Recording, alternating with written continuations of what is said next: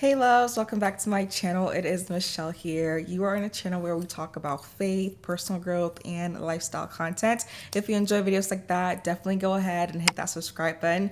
You guys, I am so close to 30,000 subscribers.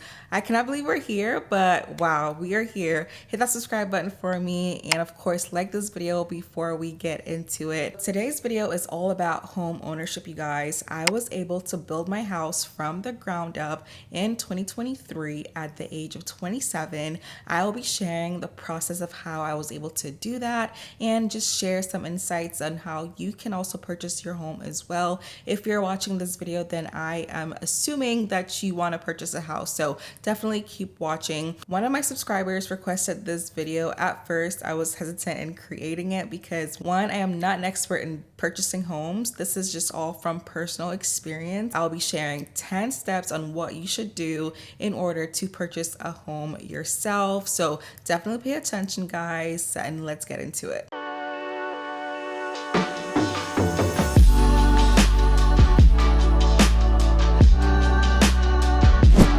The first thing you must have ready in order to purchase a home is the financial means of purchasing a home. So when you're going through your process, you will need a steady income for this, you guys. Lenders usually request 2 years of work experience. They want to see that you have at least a 2-year track record of having a steady income coming into your bank account in order for them to trust you enough to give you money to buy a house. So in my situation, when it came to purchasing my house, my lenders requested my W-2s from the last 2 years, spanning from 2021 to 2023. I purchased my home in 2023. So yeah, I had to give them a 2-year track record of income coming in. So I'm a registered nurse, you guys. During that time, I had just gotten into travel nursing. But prior to that, I did have a steady income coming in from a staff nursing job. That helped me greatly because it just showed that I just had a consistent flow of money coming in. With travel nursing, you guys, and I'm speaking on this because I do have some nurses who follow me, it might be hard to get approved for a house if you have not been doing it for a long time. Lenders usually are hesitant because it's a contract type of job, or if you do work contract jobs, lenders might be hesitant into giving you a loan for your house just because there might be some inconsistency with pausing here with your contracts, not working certain months, all of that. But just keep that in mind. They just want to see a consistent flow of income coming in. So if you are a contract worker, definitely try to have 2 years of consistent money coming into your bank account. Your financial means is very, very important. Make sure that you have a reliable source of income coming in because getting a mortgage is a huge deal and you're going to have to be able to afford this. So step 2 is once you have a reliable source of income, you're going to have to save some money.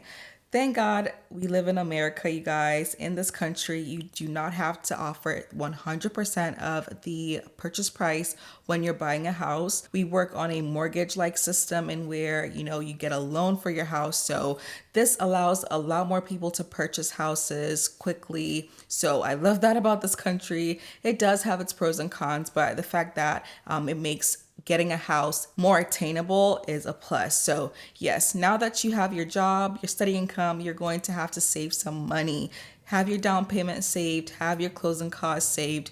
As far as your down payment, you can have anywhere from 3% of your total purchasing price, whatever percentage your house cost, just have 3% saved for your down payment and at least 3% saved for closing costs just in case your lender or your seller does not cover your closing costs. So just have a substantial amount of money in your savings for just future costs. But once again, your down payment can be anywhere from 3% or higher. A lot of financial advisors will tell you to have at least 20% down just to avoid the PMI prices, which is basically your private mortgage insurance. So the mortgage company will charge you fees if you do not have at least 20% down, just as a safety net for them.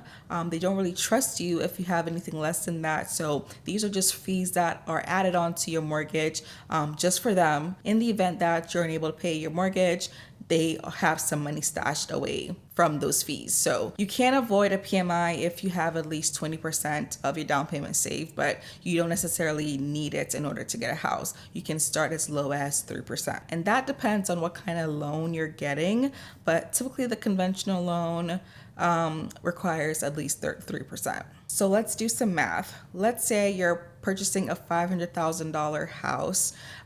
3% of that would be $15,000. Like I'm saying, have your 3% closing costs in the case that you are the one that has to pay for that. So another $15,000 saved. So in order to purchase a $500,000 house, have at least $30,000 saved. Personally, I would say have more saved up because there's just some costs that might come around.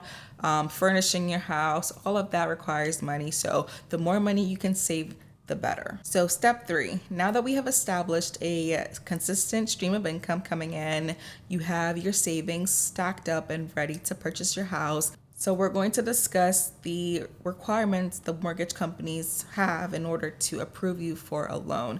This is all a part of the pre-approval process of you getting a house. You're going to need a good credit score, you guys. Anywhere from 620 and above is considered good in order for them to trust you, to know that you are a trustworthy person, that you are consistent in paying off the other loans that you have, and that you basically have a good credit. This is just all about trust and how they view you and paying for whatever loan they give you. So having a good credit score is super important. So if your credit score right now is below the number I mentioned, definitely work on getting that higher because they will look at it and they will make considerations. Your credit score can also play a role in the interest rate they give you. So it's definitely a good thing to work on if you're not where you need to be. So step 4, another thing these lenders will consider is your debt to income ratio.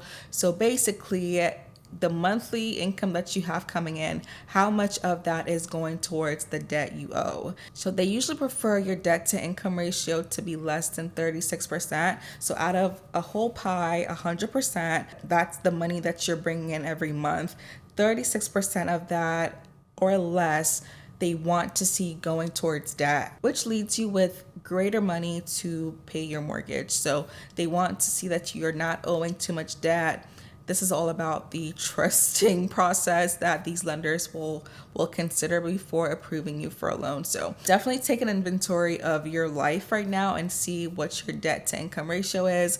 Are you below that number? If you are, then you are in good shape. If you are above that number, then work on reducing your debt so that you can be easily approved for these loans. So the 5th thing is to shop around as far as banks and lenders just to see who will quote you the best interest rate. Right now, I know interest rates are in the dumpster, like they suck. Even last year when I was buying my house, I actually had to buy down on my interest rate to get it a bit lower than what they were offering me. So that was extra cash that I had to put out. But definitely shop around, talk to different banks on seeing if they can approve you for a loan. Just having options helps. I will definitely say with the pre-approval process, shop around different banks and see what each bank is saying. So with that, you might be able to negotiate the interest rates they give you. If, for example, this bank is giving a less interest rate, you can convince the next bank that, hey, match this and I can come with you. You know, it just gives you great leverage. So step 6 is to get a realtor. Now that you have your financial boxes in check, find somebody who will help you guide you into the house buying process. Granted, you don't need a realtor, but it's helpful to have an expert on board to help guide you through the process. They will know the right questions to ask for you and just kind of advocate for you really in this process, you know, especially if you're someone like me who does not know much about, you know, getting homes.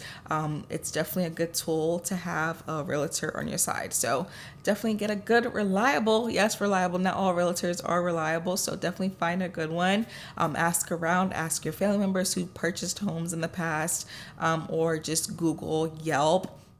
There are many means into finding a reliable source So definitely get a good realtor. So step number 7, we are getting to the exciting part of the process, knowing what you want in a house, you guys. So I would definitely say have a list of your wants and your needs, wants versus needs, like which is definitely like a must have in your house versus like something that you will live without. You can live without if you don't get it. So things like location is very important to consider, because this is a huge purchase. This is something that you're going to have for the long run. So you don't want to be stuck at a location that you're not happy in. Think about kids, the school system, things like that, if you plan on having children in that new home you're purchasing. So location is very, very important. I think that would be a good thing on your needs list. Also, things like how much house you want, the square footage, how many bathrooms, bedrooms, are those negotiables? Consider all of those. Create a wants versus needs list.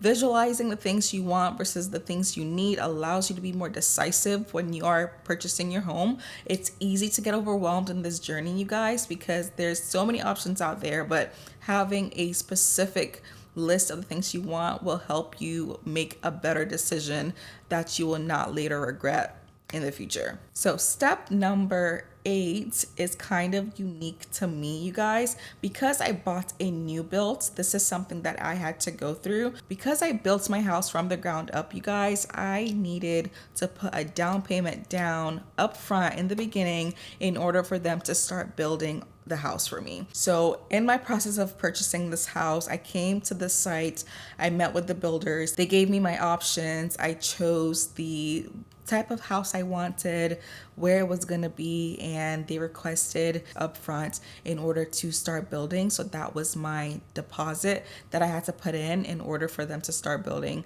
That was even before I started speaking to the lenders, the building lenders and everything, even choosing what I wanted in the house. Like I needed to have money upfront in order to start building. So if you're considering a new construction, guys, then you definitely need to have your money ready because it'll take off. It takes off right in the start. So be ready with a deposit in order to start building. So number 9 is to keep in mind that when you're going through this entire process, you should not be making any significant changes to your income as far as purchasing new debts, let me say, like financing a new car, getting more credit cards, anything that will cause a delay in your approval process for the loan.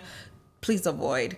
They are on you. They're looking at your bank accounts. They're looking at the transactions that are coming in, that are coming out. So just word of advice, don't do anything drastic during this process because it can hinder you getting approved from the loan. If they see that, out of nowhere, there's this $10,000 that just showed up in your account randomly, they will have questions. They'll ask you, where did this come from? How are you making your money? Is this another job that you didn't tell us about?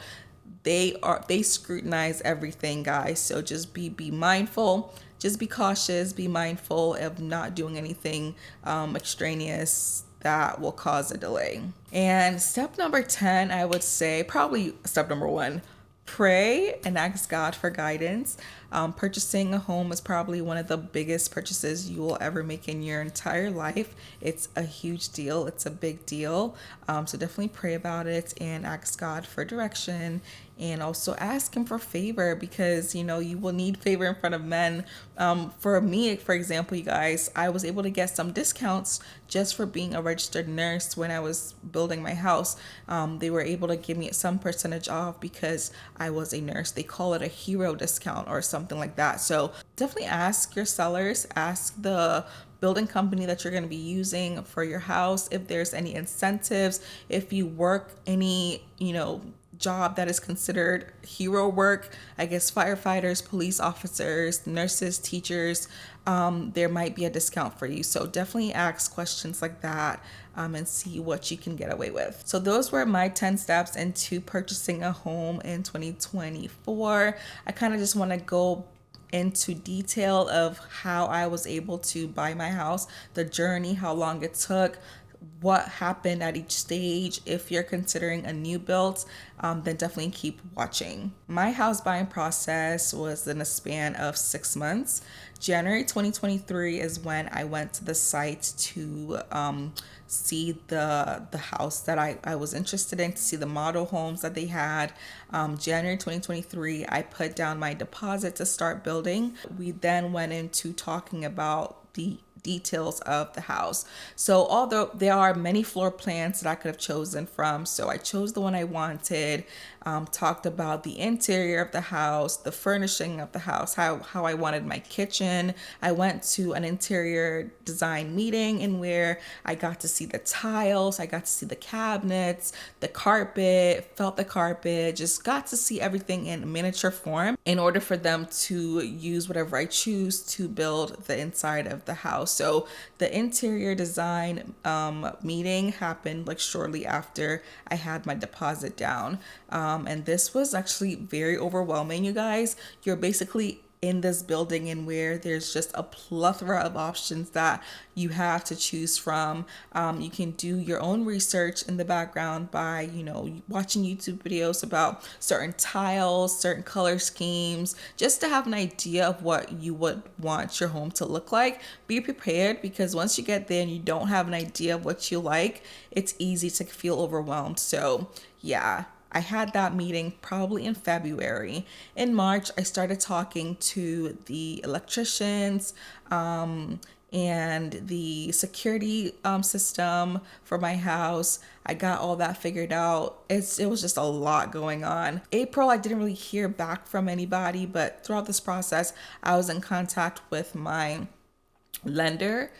They were going through my pay stubs, they were going through my W-2s, they were literally watching my bank account to see what was coming in, what was going out, in order for them to actually approve me for the house. Although I had placed my deposit up front, all that other approval process happened a little later. So just keep that in mind, you guys, that just because you have your deposit down doesn't mean that at the end you will be able to close. There are things that might come up later that will affect it. So just keep that in mind. So throughout that process, April, May, I was able to walk through the house before they did the drywall process, just to see what they were working on. And also because I was able to drive on site here, I could come anytime to see the house. It was unlocked when they were building, so I could have some personal time with my house without having the workers on site. All that took about 6 months. In May, they finally told me that I got approved. After them checking everything, I was alerted that I got approved for the house, so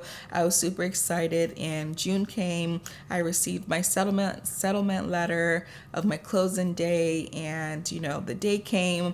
I went to this really nice building. You're not just giving them free money in the beginning. All of that comes into account in the end. So yes, I added that to the rest of my down payment, and I was able to wire that money to them. So luckily my builders covered my closing costs for the house, so I didn't have to pay for that. It was more so just my down payment. But yes, you guys, that was the process of me purchasing my home.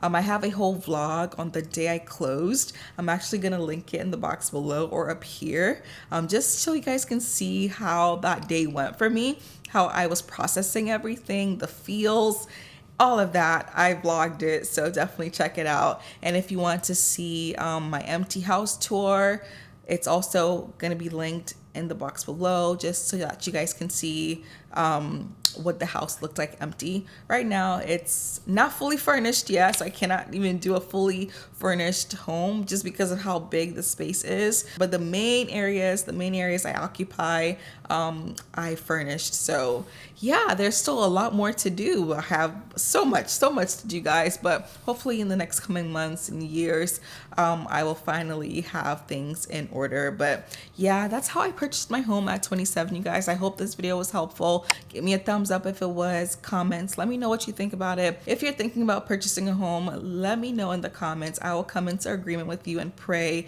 and ask that the Lord guides you through this journey. So yes, guys, thank you so much for watching this video, and thank you for requesting this video. I didn't think I was qualified for this. But once again, take everything I said with a grain of salt and seek experts' advice. But yeah, thank you for watching. I'll talk to you guys in the next one.